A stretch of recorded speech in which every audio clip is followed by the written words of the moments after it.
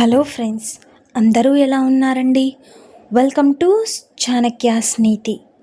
ఒక్కటి గుర్తుపెట్టుకో, పెళ్ళైన 4 రోజులకే అన్నీ చెప్పేస్తున్నారు ఇప్పటి అమ్మాయిలు. శరీరం పంచుకున్నంత మాత్రాన నిన్ను అర్థం చేసుకుంటాడనే అపోహతో అన్నీ చెప్పేయొద్దు. మనసును పంచుకునే స్థాయి వచ్చినప్పుడు మాత్రమే అర్థం చేసుకుంటాడు అని మర్చిపోకు.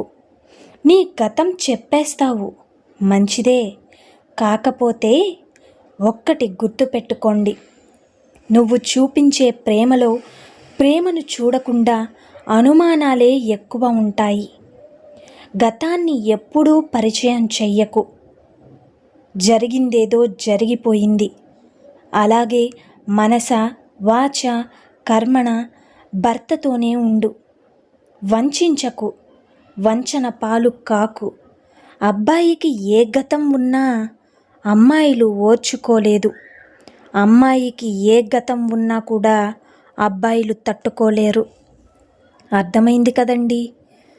అలాగే ఒక్క విషయం, అల్లుణ్ణి బాగా చూసుకుంటే కూతుర్ని బాగా చూసుకుంటారని ఆశ.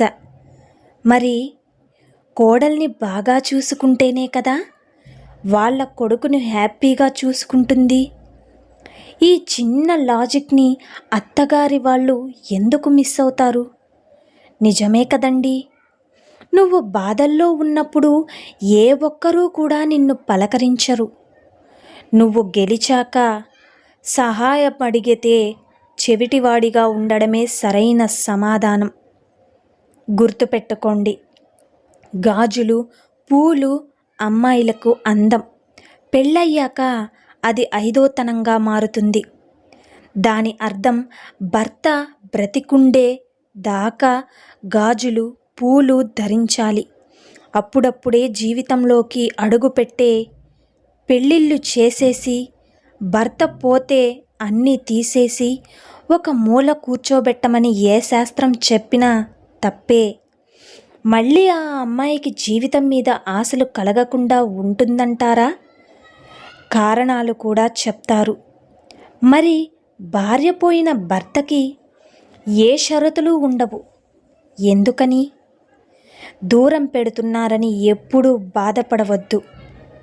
అలాగే వాళ్లకు నువ్వు అవసరమయ్యే రోజు ఖచ్చితంగా వచ్చి తీరుతుంది. ఎలా అంటే, అందుబాటులో ఉన్నంతసేపు కూడా ఎవరి గొప్పతనం కూడా కనిపించదు. వాళ్ళు నిన్ను దూరం పెట్టడం కాదు, నువ్వే దూరంగా ఉండు. అలాగే వాళ్ళని ఉంచు. అప్పుడే నిన్ను వెతుక్కుంటూ నీ దగ్గరికి వచ్చేస్తారు. గుర్తుంచుకోండి, ప్రాణం పోతున్నప్పుడు ఎలా ఉంటుందో ఊహకు కూడా అందదు.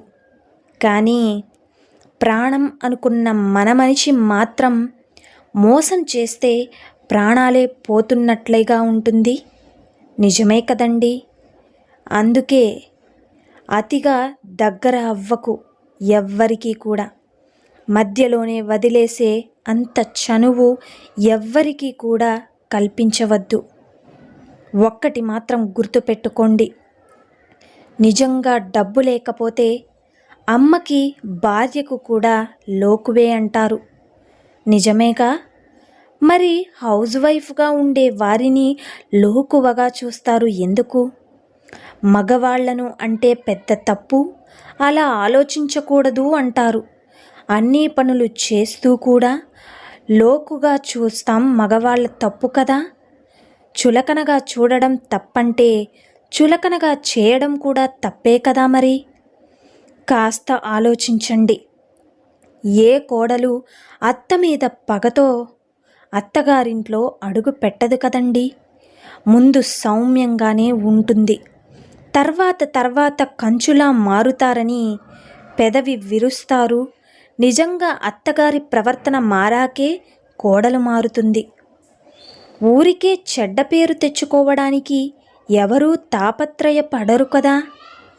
అందుకేనేమో చాడీలు చెప్పడం అత్తగారు వంతు అవుతుంది, మొండిగా ఉండడం కోడలు తీరు అవుతుంది. సర్దుకుపోవడం భర్తకి అలవాటైపోతుంది. నిజమే కదండి? అలాగే ఒకప్పుడు కోడలు భయపడేది, ఎలాంటి అత్త వస్తుందో అని. ఇప్పుడు అత్తలు భయపడుతున్నారు, ఎలాంటి కోడలు వస్తుందో అని. ఒకప్పుడు ఎలాంటి వాడు భర్త వస్తాడు అని అమ్మాయిలు భయపడేవారు. ఇప్పుడు ఎలాంటి అమ్మాయిలు భార్యగా వస్తుంది అని అబ్బాయిలు భయపడుతున్నారు. ఇదే కర్మ అంటే. నిజమే కదండి.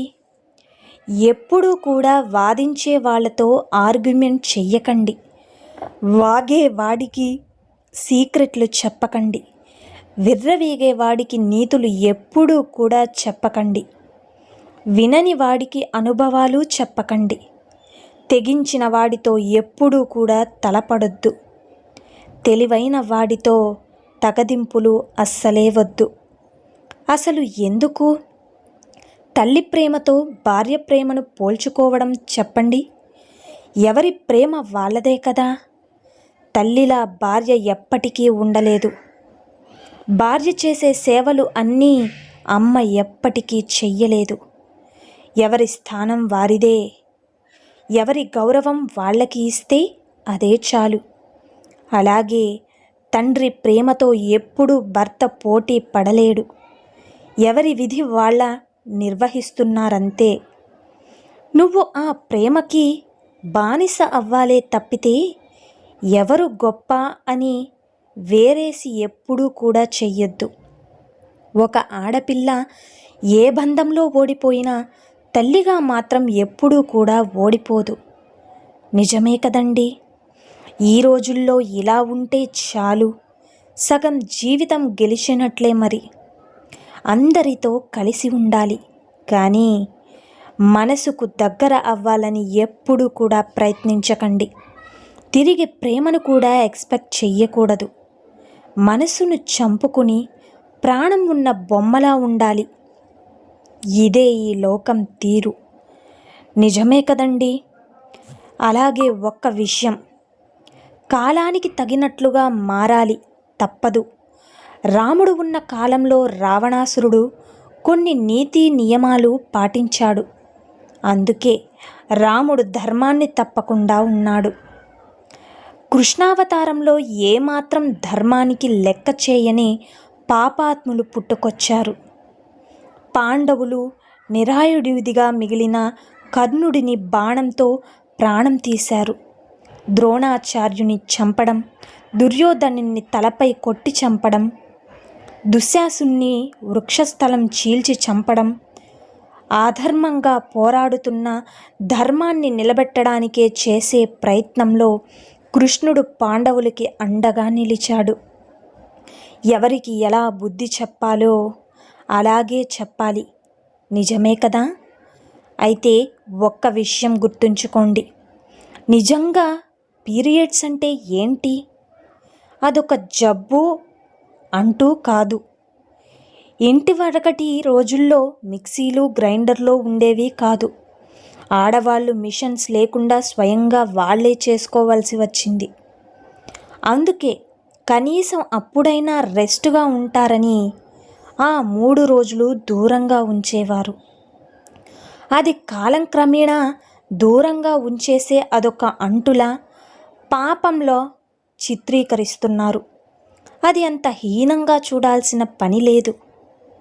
ఆ 3 రోజులు బట్టలన్నీ ఉతికేస్తారు, పసుపు నీళ్లు చల్లేస్తారు.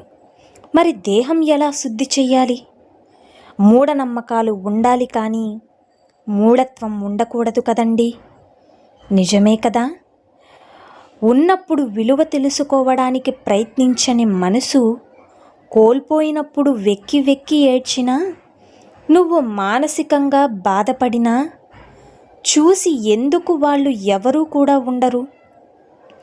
భార్య భర్త గొడవ పడకపోతే అసలు వారు భార్యాభర్తలే కారు. నిజమైన ప్రేమలో అలకలుంటాయి, కలతలు ఉంటాయి, బుజ్జగింపులు ఉంటాయి. అసలు ఎలాంటి గొడవలు లేకపోతే ఒకరినొకరు అర్థం చేసుకోకుండా సర్దుకుపోయినట్లు నటిస్తున్నారు అని అర్థం. అన్యోన్యత అంటేనే ఆంటీ మెట్లనట్లు ఉండడం. అన్నీ తానై ఒకరికి ఒకరై ఉండడం అని. గుర్తుపెట్టుకోండి ఒక్క విషయం, ఒక మగవాడు తన జీవితంలో ఈ ముగ్గురు స్త్రీలను ఎప్పటికీ కూడా మర్చిపోలేడు.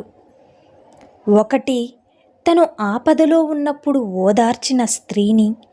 ఇక 2, తను ఆపదలో ఉన్నప్పుడు వదిలి వెళ్ళిపోయిన స్త్రీని. ఇక 3, తనను ఆపదలోకి నెట్టేసిపోయిన స్త్రీని. నిజమే కదండి? ఇలా ఈ ముగ్గురు స్త్రీలు మీ జీవితాల్లో ఏమైనా ఉన్నారా అని చూసుకోండి. ఎవరు ఎలాంటి వారు అన్నది ముందు మీరు తెలుసుకోండి. సో చూశారు కదండి ఇవాల్టి వీడియో.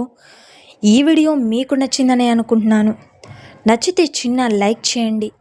అలాగే మన ఛానల్ని ఎవరైనా స్టార్టింగ్ చూస్తుంటే సబ్స్క్రైబ్ చేసుకోండి. ఇలాంటి చాణక్యనీతి మరిన్ని మోటివేషనల్ వీడియోస్ మీకు నోటిఫికేషన్ రూపంలో రావాలంటే పక్కనున్న బెల్ సింబల్ని క్లిక్ చేయడం మర్చిపోవద్దండి. నేను పెట్టే ప్రతి వీడియో మీకు నోటిఫికేషన్ రూపంలో వచ్చేస్తుంది. Thank you for watching friends.